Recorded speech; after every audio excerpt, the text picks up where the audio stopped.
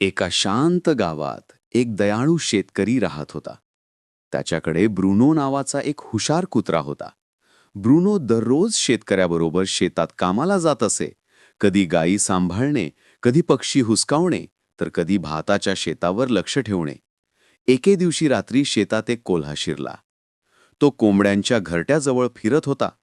Bruno दुरूनच त्याचा वास घेतला आणि लगेच धावत गेला. कोल्हा कोंबड्या चोरण्याच्या तयारीत होता. ब्रुनो जोरात भुंकला, कोल्ह्यावर झेपावला आणि त्याला घाबरून पळवून लावले.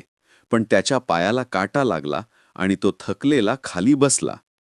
सकाळी शेतकऱ्याने ब्रुनोला दुखावलेले पाहिले आणि त्याला मांडीवर घेतले.